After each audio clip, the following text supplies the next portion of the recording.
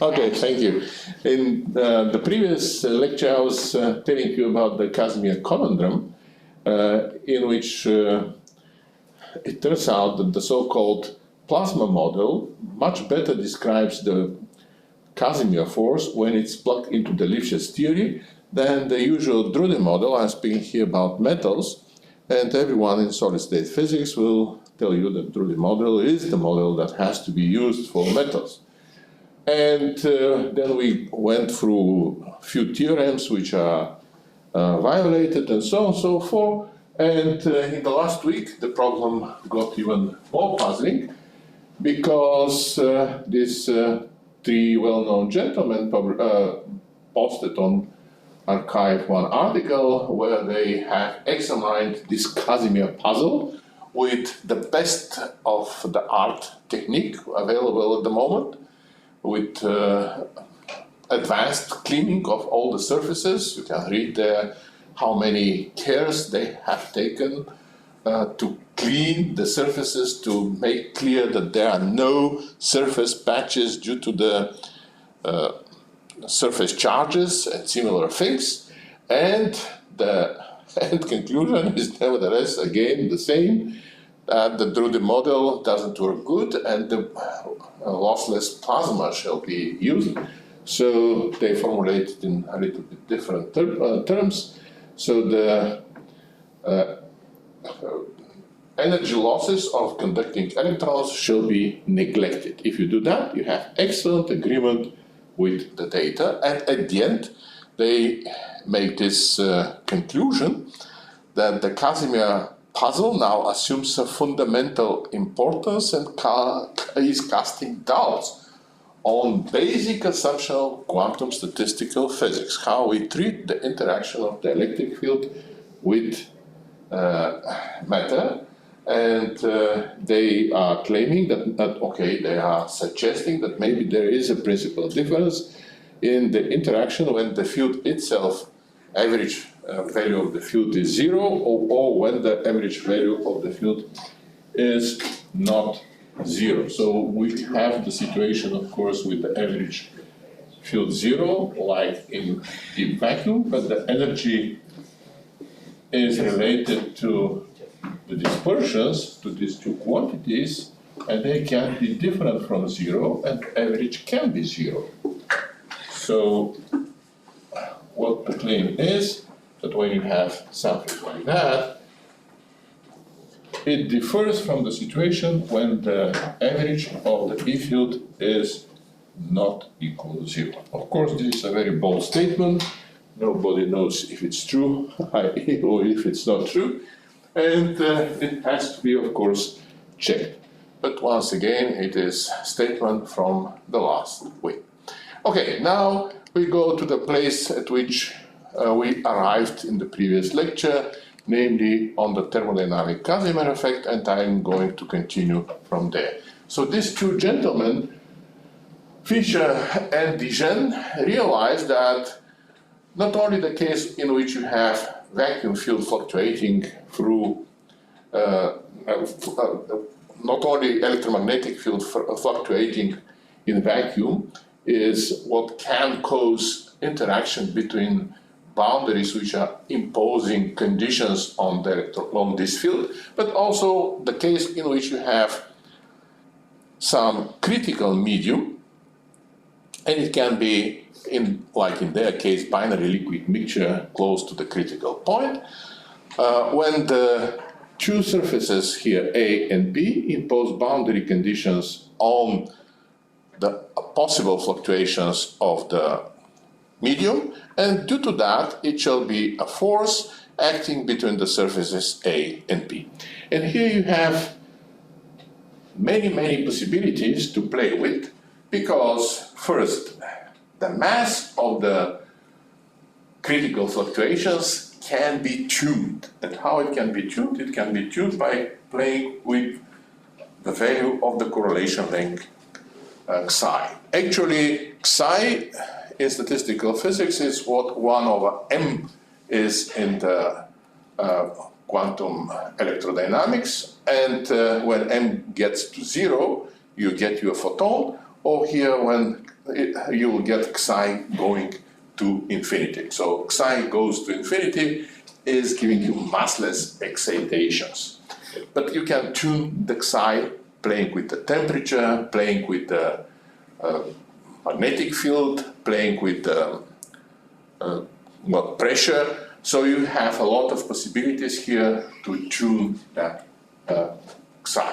On top of that, you can make the surface here to like, say, one of the components of the binary liquid mixture, and say those are the blue balls, and the other surface eventually liking again the blue balls, or on the contrary, preferring the empty balls, and so on and so forth. So you can impose different boundary conditions on the different surfaces, something what is very difficult to do because of the quantum nature of the conditions on the electrodynamical case with the vacuum and the electromagnetic field. Okay, then of course you have somehow to describe the system, and you describe it with the free energy.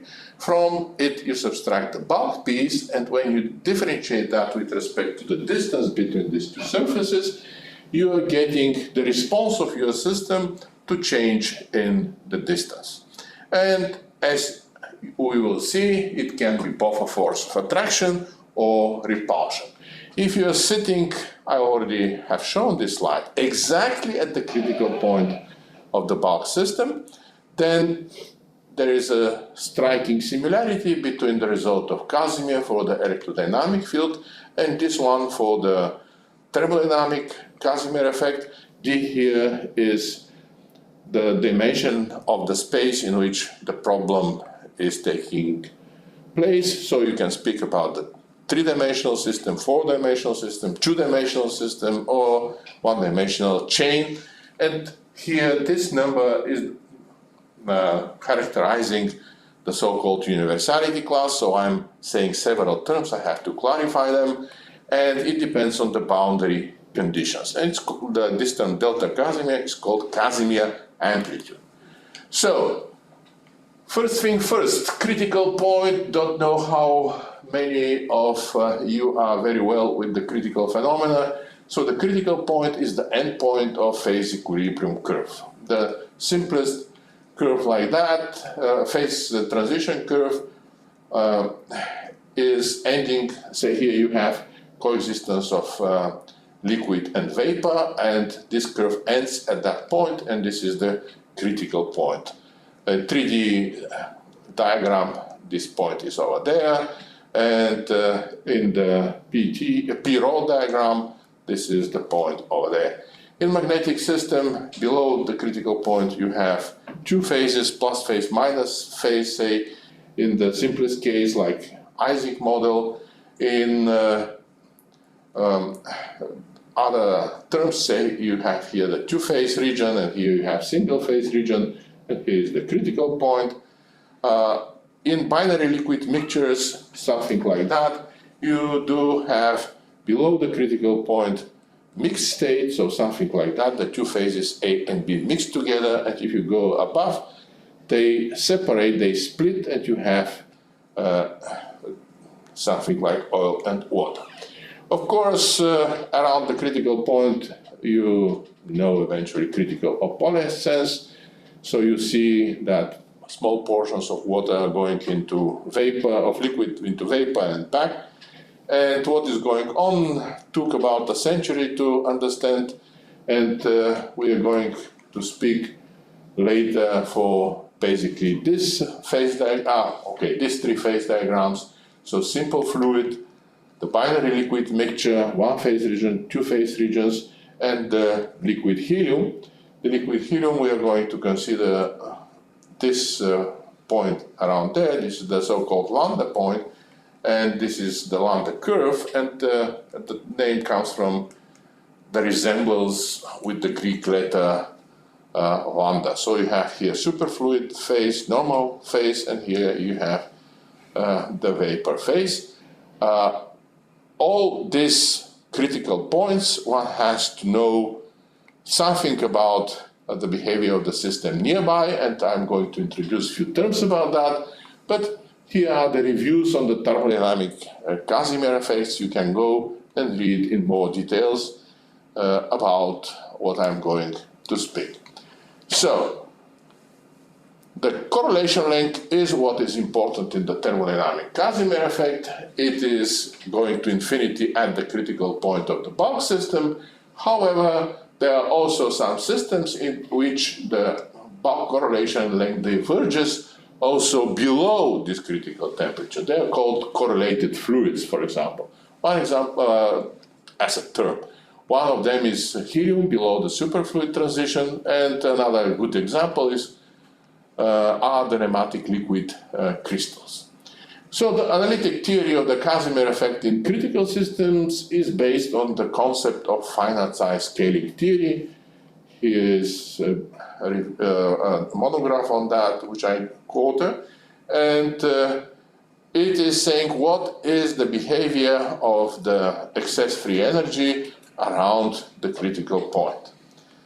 The Casimir amplitude is the value of this function at t, small t equals 0.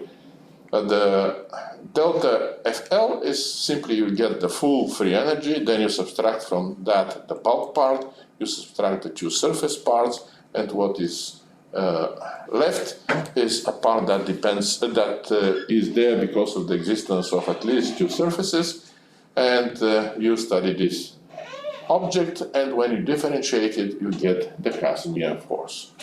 So the amplitude delta I introduced is universal number. I will explain in a moment what it means to be universal number. It depends on the boundary conditions. For the two-dimensional Ising model at Tc, because of the existence there of something that's called conformal invariance, it can be calculated for many boundary conditions.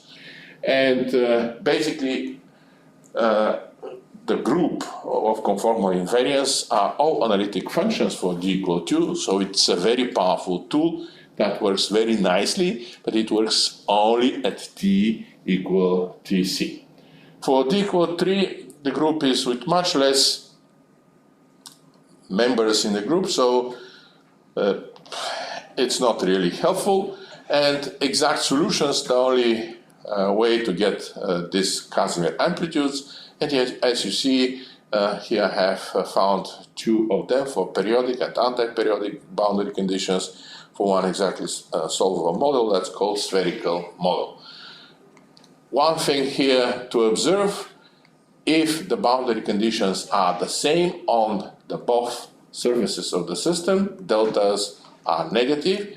If they are with opposite sign, plus minus, say if it's Ising model, on one side we have the spins plus, on the other side we have the spins minus, it is negative constant. And you have something similar also here, periodic boundary condition, a negative constant, and if it is, if they are like anti-periodic boundary conditions, it's a positive constant. So like boundaries attract each other, and if they differ from each other, they repel each other. Of course, it is a good question how much they have to differ from each other in order really to differ from each other. There is no real answer to that, but if they really differ enough, they will have to repel each other. Okay, finite size scaling is a theory with, I'm going to introduce just very few basic terms. If the system has at least one finite dimension, we will call that system finite. And if I play only with the temperature, then the theory is telling me the only relevant variable in terms of which I can describe my system is the ratio of the finite size of the system divided by the correlation length psi.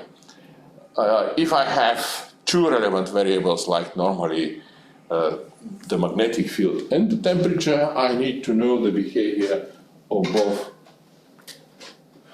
psi t, so correlations when the temperature goes to the critical point, and psi h when the field goes to its critical point, which is normally h equal to 0, and then I have the ratio of L oxide T and L oxide H, which leads me to these two variables. So basically, if you have a quantity which in the infinite system diverges like that, this rho here is called critical exponent. Then in the finite system, it will behave as it is shown here. It will be proportional to L to Q, which is another power, which is related to rho and nu is the critical exponent with which the correlation length diverges near the critical point. So near the critical point, as a function of the temperature, this is psi naught plus, and you have the temperature to minus nu when T is normally T minus Tc over Tc, and here this T goes to, the small t goes to 0. So the correlation length diverges near the critical point, and I have shown you what is the behavior of the finite quantity then. Something very helpful in statistical mechanics, the so-called universality hypothesis due to Kadanoff, and that's the formulation, the original one due to Kadanoff. So the phase transitions can be divided in small number of classes depending on the dimensionality, symmetries of the asymmetries of the ordered state. With each class, all phase transitions have identical behavior, only the names of the thermodynamic variables are changed. So it's a very, very powerful hypothesis. It makes possible to have a complicated system from which you have to keep in your model only the dimensionality of the system, the symmetries of the ordered state, and something else. This is how long-range your interaction is. It's not in the original hypothesis of Kadanoff, but it's what defines the so-called universality class. And then if you can solve such a simple model, whatever you get for that simple model is what is described the real thing, which can be very, very complicated. So due to that, in statistical physics, of course, one studies the models which are very well known, like Ising, XY, Heisenberg, and then they reflect the real systems having the very same dimensionality and symmetries of the ordered state, otherwise much more complicated than those models. Okay, the scaling hypothesis of Witham, Domp, and Hunter is telling you that the thermodynamic functions, they do not depend on all possible thermodynamic variables independently. They are given by homogeneous functions of these variables. And here are the basic models I mentioned to you. The Ising model, the d-dimensional XY model, and the Heisenberg model. So you can think in the simplest possible formulation that you have only short-range interaction between nearest neighbors, and here you have this dot product between the dynamic variables, or if you want, the spins sitting at two nearest neighbor sides R and R prime, and that vectors here as R, they do belong to Rn, so they are normally vectors in the n-dimensional space. If n is equal 1, Ising model, n equal 2, XY model, n equal 3, Heisenberg model. And and here's the definition about how the correlation length diverges when you go to the critical point, and basically that's what I have given you here on the desk. Of course, the free energy is normally something that has to be decomposed into singular part and non-singular part, so the scaling hypothesis is about the singular part, and we will continue from there. But now let me make a few remarks about critical Casimir and the Casimir in quantum electrodynamics.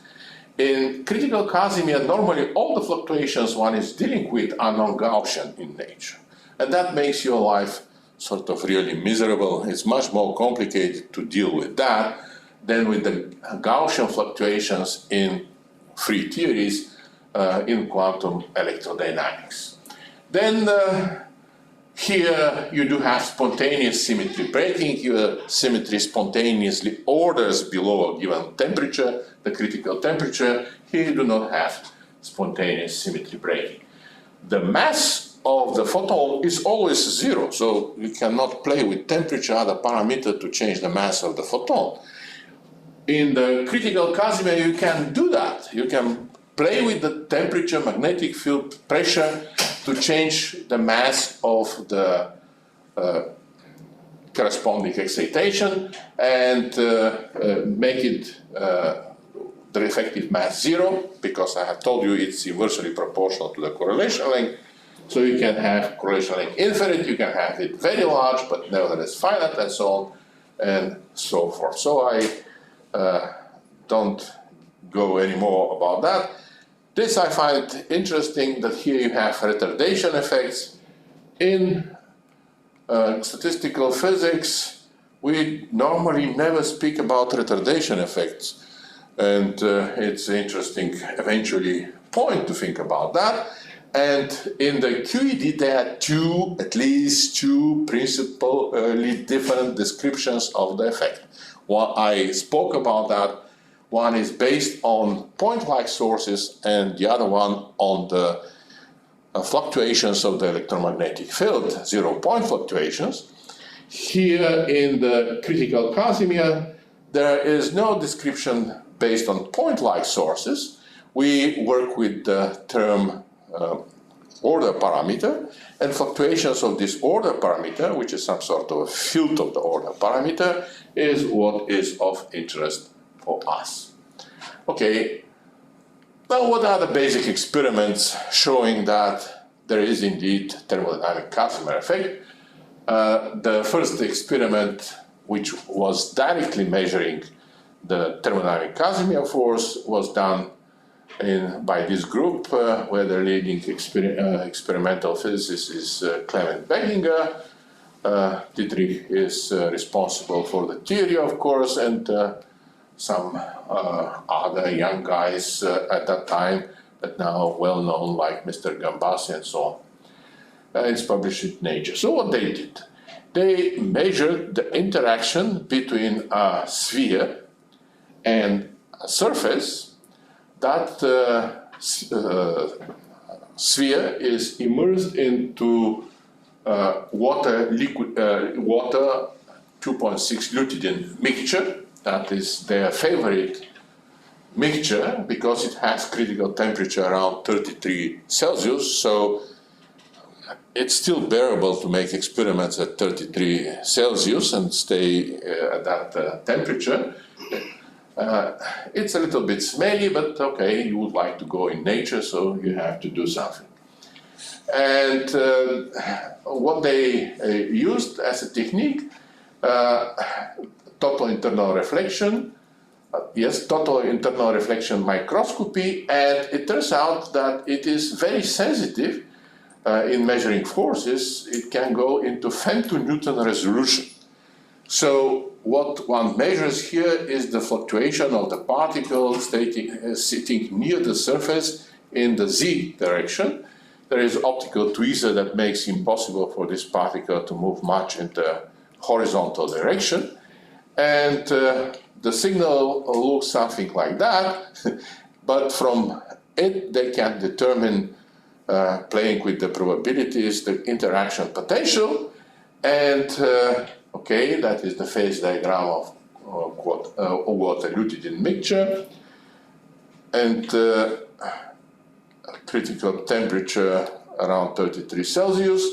And what have they obtained? They have obtained here the forces, and what is the prediction of the theory is given by these curves, and the experiment is producing these colored curves. The theory is with black.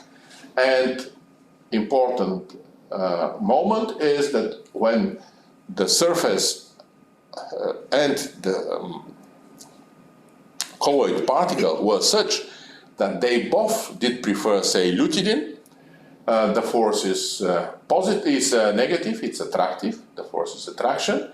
And when, say, the particle prefers lutidine and the surface prefers the water, the force is repulsive.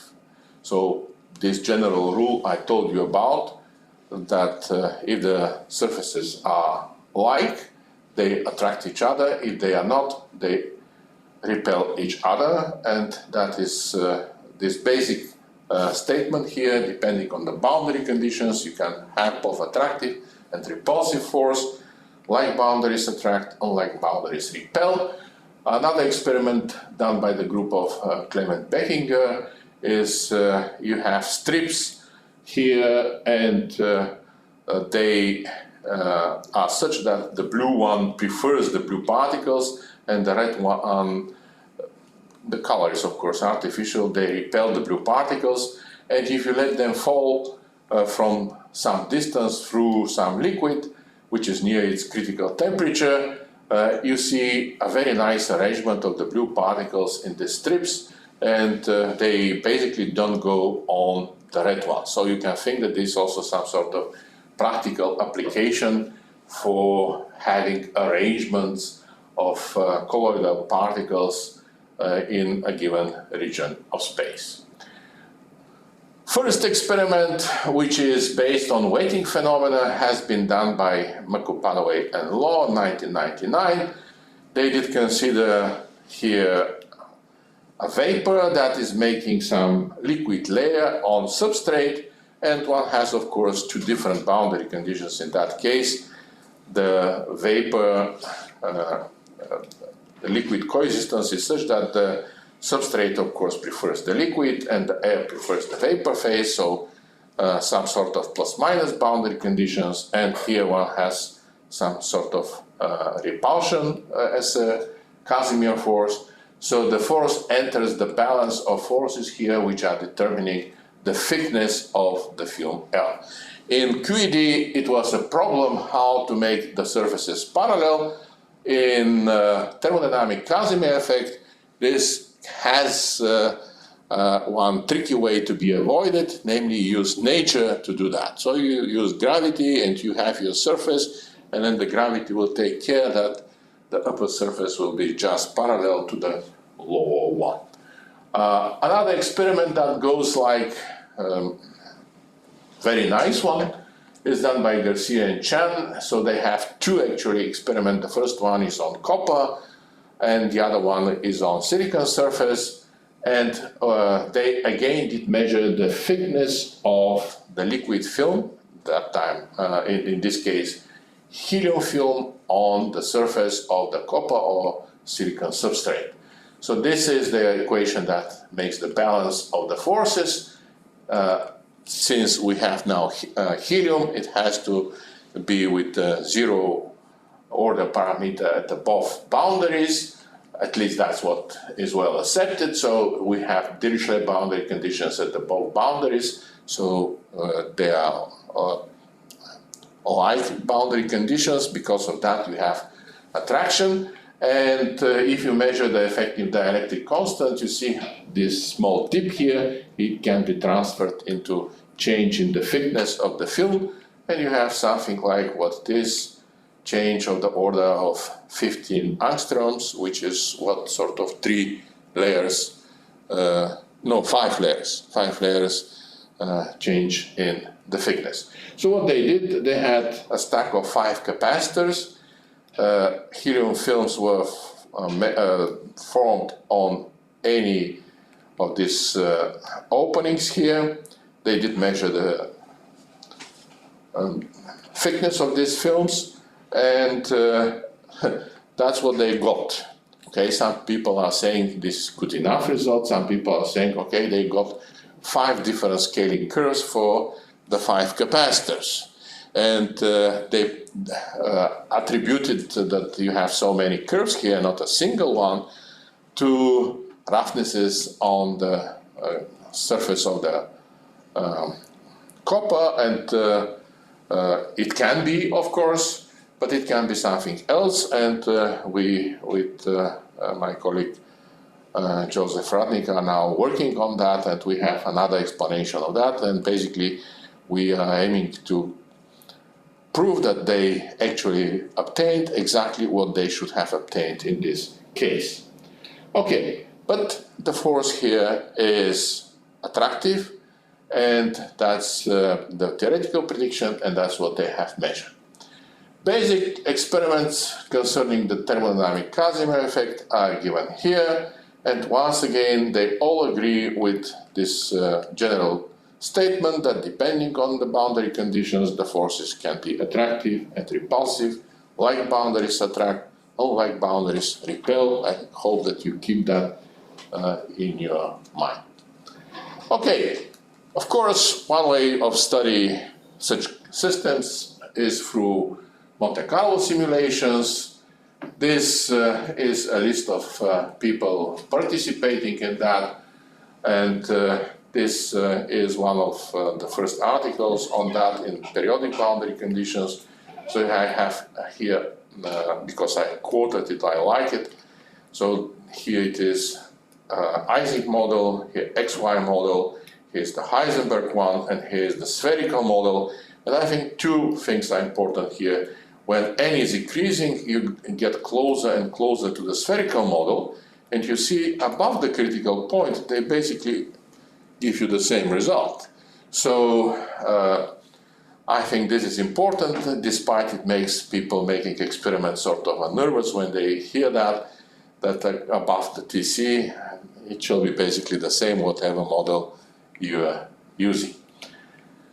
Then the first article that reproduced the experiment by Chan and Garcia is that one by Hucht, and what they have obtained through Monte Carlo is this curve. That is the experimental result here. This scattered curves are, of course, here the experiment.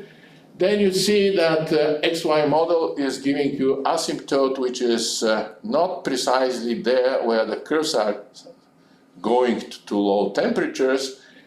So that is one of the theoretical problems. It has been cured a little bit in work by our colleague Radnik and Kada and Roya Zandi, considering surface fluctuations. So they got it a little bit down, but still not there.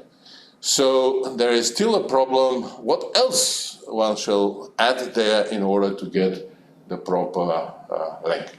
We have some calculations in which we have found in the Dirichlet boundary conditions logarithmic corrections, but can they contribute to that? I don't know. Okay. Now, just a list of some additional topics you can have on Casimir effect in critical systems, because I cannot cover in 1 hour everything.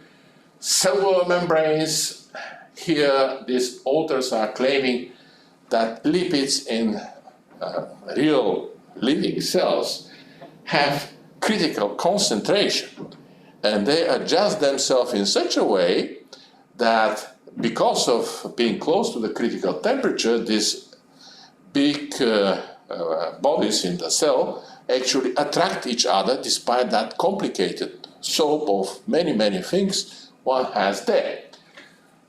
And even they are suggesting using 2D Ising model to describe the phenomena.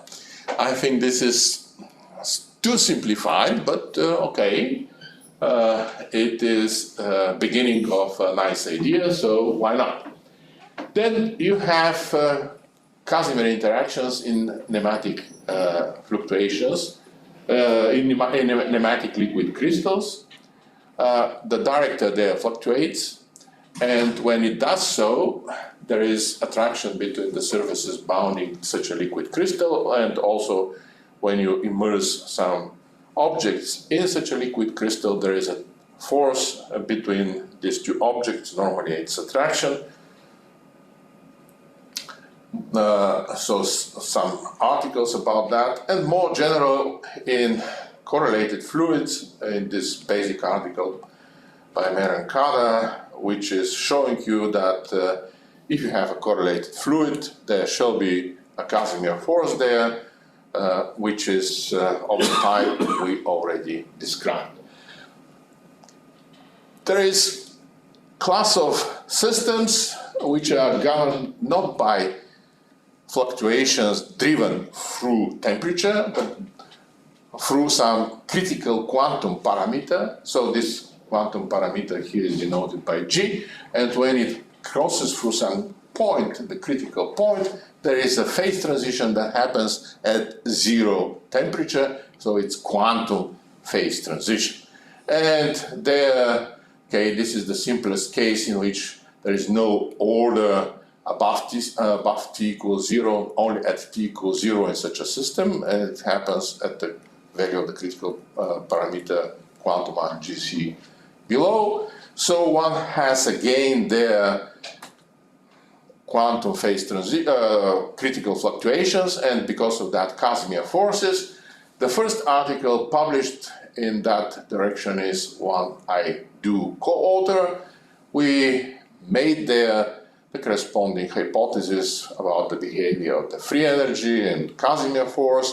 And what I want to stress is there that the temperature, the inverse temperature, when you're going very close to the 0 temperature, the inverse temperature 1 over T, plays the role of additional dimension of the system. Okay, it will be just a single one if the dynamic critical exponent is Z equals 1, which is quite common, but it can be also different, it can be even 2, and then you can have more dimensions due to the temperature. Okay, I'm not going into many details there, but it was possible for two particular cases to calculate the corresponding Casimir amplitudes in the model we did consider. In the announcement, I was saying that some activities performed with UCLA collaborations will be also briefly covered. So here it's a list of 4 articles we did with my colleague Radnik, and where they are published and what are they about. So one of the models we did consider, so you see a model with twisted boundary conditions is basically when you have 2 surfaces. On one surface you have surface fields which are all pointing in a given direction. On the other surface you do have them again pointing all in the same direction, but the directions are twisted at a given angle with respect to each other. And it turns out that if you play with that angle, you can make the force attractive or repulsive or basically 0. So you can make that game. Then we did study here with, at that time, PhD student Jonathan Bergknopf. The Casimir force is that's basically the limit of n to infinity model. K, another term of saying spherical model properly defined in free boundary conditions, and we calculated the force also there. And then we have found that if you play with the surface fields, you can manipulate the Casimir force, making it stronger than the usual one, which is of the order of L minus D. D is the dimensionality of the system, space in which the system is. You can have it of the order of L minus 2. And playing with the surface fields, you can have both lateral Casimir force, not only transverse one, and you can have it being attractive or repulsive or whatever you'd like to have as a force. And then in the final article published this year, that's my final, we were able to solve exactly some sort of equivalence of, or you want, modern formulation of the psi theory, which was originated by Ginzburg. And they were never, Ginzburg is that guy who got Nobel Prize, and they never solved the problem for the Casimir force. And then also when they considered profiles, they did consider the films as being basically very thick ones. So if you have, say, solid substrate on one end, the other one you can effectively send to infinity. And we did that in the case when you have some films with finite thickness L, and we solved this theory exactly. And I am going to show you some plots about how the force looks like. Okay, so in a model with twisted boundary conditions, if you play with the excess free energy, you will find out that there is a term proportional to that twisting angle alpha, and if you differentiate, it will give you a term in the behavior of the Casimir force that is of the order of L minus 2. And here it is how it looks like. So if you play with alpha equals 0, you have, say, attraction only. If alpha is pi over 3, somewhere it crosses the 0, so you already have attraction and repulsion. And if alpha is large enough, it is repulsion always. And there is something else here I would like to tell you about, this strange point which we called kink, where there is something like a kink, and it corresponds to spontaneous break in the direction of rotation. But I am going to speak about that in a moment. Okay, the model, how you define it, we are not going into any details here about this kink thing. So now imagine that in addition to spontaneous symmetry breaking, where below a given temperature, spontaneously the system orders and has no zero order parameter, this order parameter can rotate. And it's possible to have different values of alpha on the boundaries. And when I have alpha, say, small angle, then the preferred direction of rotation is clear. The upper, say, boundary and the lower boundary, they rotate with respect to each other so that they cover the small angle. And when I increase it, it's still clear till it gets pi. And when it gets pi, it can rotate in the both directions, they're equal.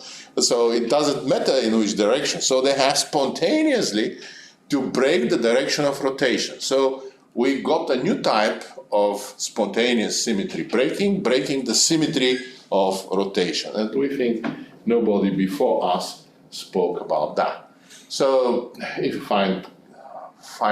put finite fields in this model, with alpha equals 0, you get only attraction. With different angles, you can get repulsion. That is the surface, which gives you the game with the string of the fields and the temperature dependencies. So again, here the temperature dependence and the alpha dependence. So somewhere you pass through the 0, so it can be both attractive and repulsive. And okay, we did study basically all possible models.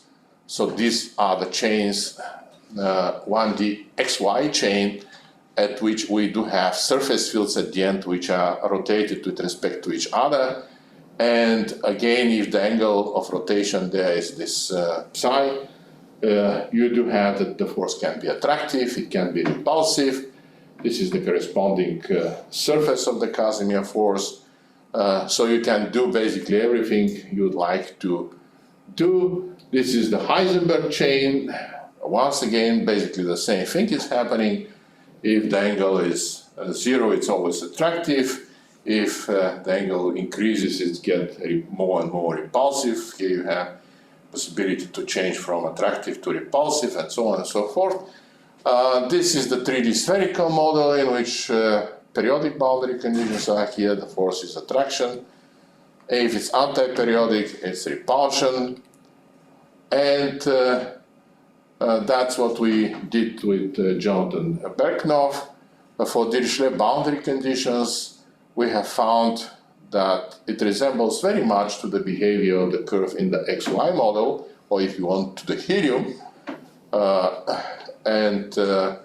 Below TC, very far below TC, we have logarithmic corrections. Are they to be observed in the real system? We don't know, because as you see in the experiment, they scatter a lot. In Gaussian model, if you apply boundary conditions in terms of two waves which are shifted with respect to each other, you can have, again, all possible games with what the Casimir force is doing, being negative, repulsive, depending on the characteristics of the two waves on the two boundaries. Again here, passing zero, repulsive and attractive. And a little bit more about the Casimir effect in helium films. So here are the experiments, few experiments done by a group of Chan. The first one and this one are for helium-4. This is for helium-3, helium-4 mixture. And the experiment by Professor Williams from the department, which is published in this article. So on theoretical side, you see there is serious effort to understand what's going on there. And I'm going to speak a little bit about the last article. So it is published here. And as I have told you, we basically solved exactly some modern version of the psi theory. The density of the thermodynamic potential is given as a sum of that one which corresponds to the normal fluid plus that one of the superfluid, and that one of the superfluid, as you see here, is given as some polynomial in terms of the order parameter up to the sixth order. The phi is given by this tricky ratio of the if you want wave function, if you want the complex order parameter, which is as usual given by some amplitude, which is a real function multiplied by the phase, and the phase, as you know, is related to the speed of the fluid. We are going to consider our stationary, fluid to be stationary. So here is how one defines the corresponding parameters in the theory. What I would like just to say, it is effective theory. However, the critical exponent nu is tutored, so it's very close to the experimental one. So it is all points basically 666 something, so 0.67 if you want. And the psi naught is taken from the experiment. The value of psi s, so this is the order parameter at the critical temperature, is also taken from experiment. So everything here is taken from the experiment. There is nothing else. In the theory, however, there is some free parameter. This is the capital M over there. And we were able to determine the scaling functions of the order parameter exactly, and also the result of the Casimir force. Here is the plot of the Casimir force. Our curves are those which you see here with different values of mu, and approach 1 and approach 3, they just differ in the way we have determined the constants. So the experimental curve is that one which, you know, the data which scatter around, and this red one is the best result which is coming out from the renormalization group theory, our dear friend Mr. Dom. And you see that the modern version of the psi theory reproduces precisely the position of the minimum of the Casimir force as given by the experiment in the proper definition of the scaling variables. It's exactly at minus pi. So it's so close to, that will be unbelievable that there is some real reason that it shouldn't be minus pi. The value of the minimum is of course and this minus pi does not depend on the value of m. So whatever value of m you choose, you get the same. The value of the minimum is m dependent, and okay, here it seems to be the best one. M equals 0, the best one in terms of what is the value of the minimum. However, if you'd like these curves also to be well consistent with at least behavior of the curves above, experimental curves above minus pi, it looks like that this one is better. So because of this scattering, it's impossible to say, you cannot make this smallest quadratic displacement test to tell which curve is theoretically the best in that case.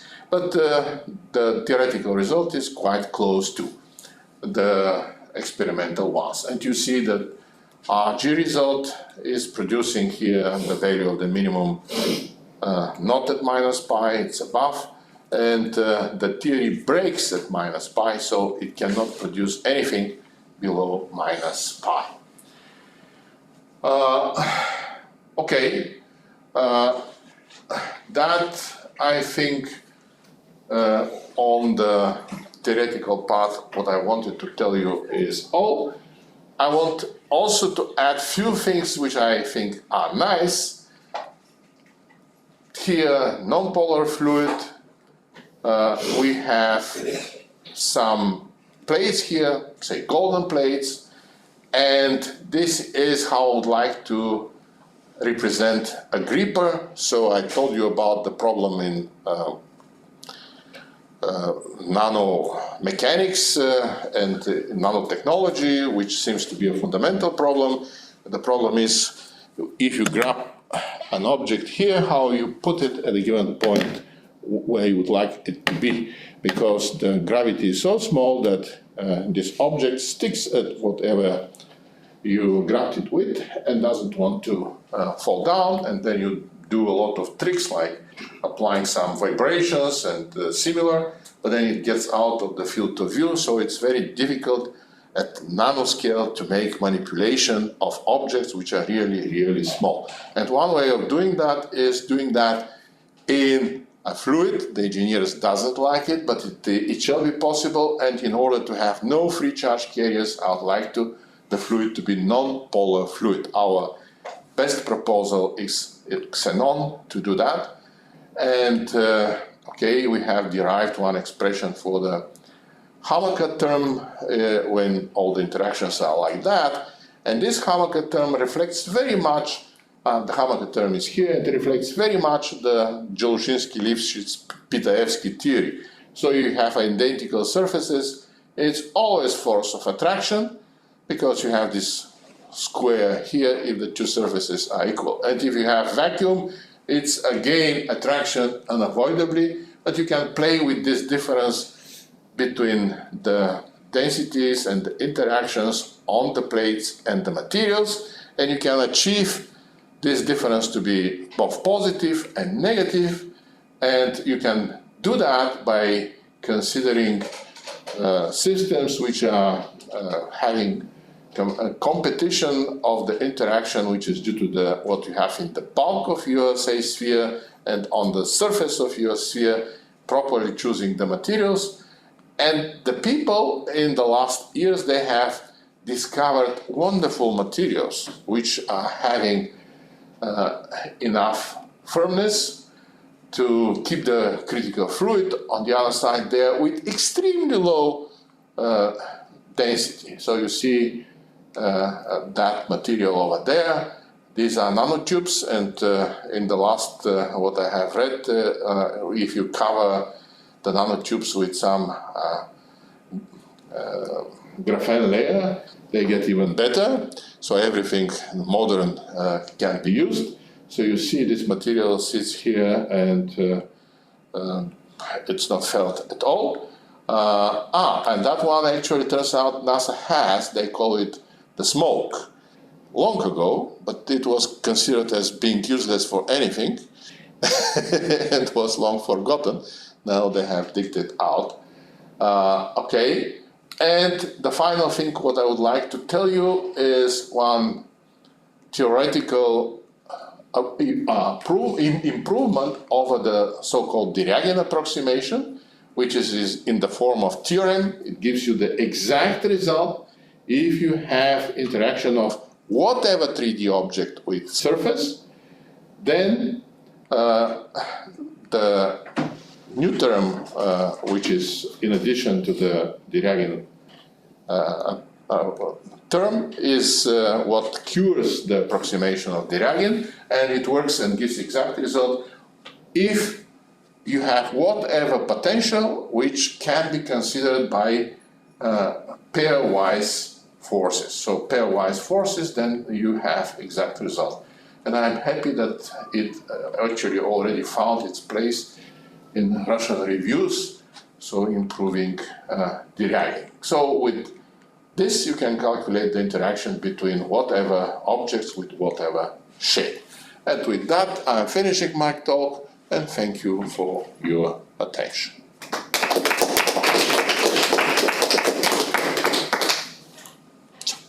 Any questions? Yep. Could you please go to the slide with the general formula about like the general Casimir force in different dimensions? The very first one? Yeah, I think very first Oh, one, gosh. like where you have like the one for QET and the one for like the additional. Oh yeah, go, but there are many slides. Yeah. Oh gosh. Okay. Still have a long way to go. And what is the question there? So the question is, in this form we have d minus 1 where it is dimensions. So does it matter that in 1D system you cannot have Casimir force?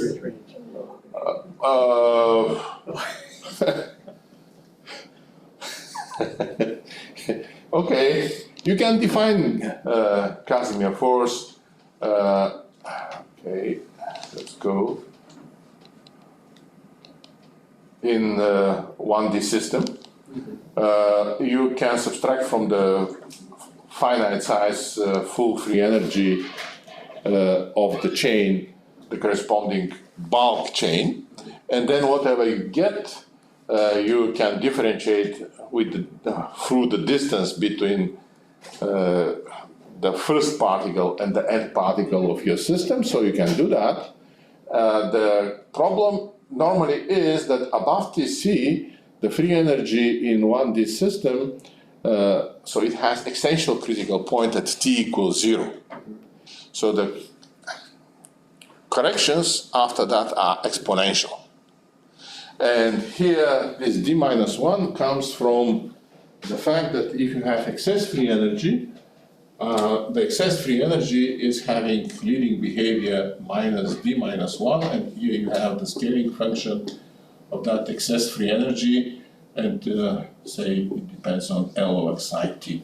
So if you now differentiate that with respect to L, and you take it at the critical point, so this will become a constant, there will be one term which is proportional to d minus 1. But here, you see, I have a scaling function, which is just some number. It is not exponential correction. I can write it as exponential correction, but then you will have here for t, the critical point is at t equals 0, and there, this exponential correction is not going to look like that. So the one-dimensional system, the critical point is essential critical point. You have exponential corrections there. Yep. Okay. In superfluid helium films connected to the bulk superfluid, theorists don't seem to consider a fluctuation of second sound. We know second sound fluctuations exist in the bulk. Yeah. You can do laser scattering Yeah. fluctuations. And yet people never calculate what the effect of those fluctuations is on the Casimir force. Is that included in your psi theory? Is your psi theory? The psi theory takes into account the bulk behavior in the form of what you have through this polynomial expansion. So you have the critical exponent, so it's effectively somehow something taken into account. Is this precisely taken into account? I simply don't know. So you have a model, and within that model, it's what you are getting. And it seems to work. It seems to work. And the people like Gasparini is still using psi theory. I do know that you don't like it. And Gasparini is a person who is at odds with the predictions of the finite size scaling since maybe 35 years or something like that. So the superfluid density fraction doesn't fit with the prediction of the finite size scaling. But what I am saying, well-known people doing experiments are using psi theory to compare their experiment with the theory, and it seems to work. I guess another question, I've asked enough but answered, is second sound, is it basically an elementary excitation of the system? You seem to see it when you scatter a laser light. Okay. It looks like an elementary excitation. Yeah. No, yeah. Yeah, I said what I have to say. No, but in any case, that's. And there is a free energy associated with that. Yeah, sure. Yeah, that's Sure. Yes, No, either it's effectively taken into account or it is not at all. So one has to think about that. So theorists should think about that. Yeah, sure. That's something I had. As I have shown, there are plenty of things to think about that. Yes. In the QED Casimir, you have this conundrum, you have these puzzles. We seems do not have fundamental problems in the thermodynamic one, so we still have some experiments to think about, like you say, your experiment. We try to figure out what eventually can be the explanation of what you are finding. We are unsuccessful for the moment, but that doesn't mean that there is no such one. So you have one. But you do know that your experiment is at odds with the experiment of Garcia. So It went too fast. If the others are interested, I can go over this experiment, but I don't know. I think later. Later, okay. I think we are now into our lunch hour. Okay. So then, thank you once again. Thank you, Dan.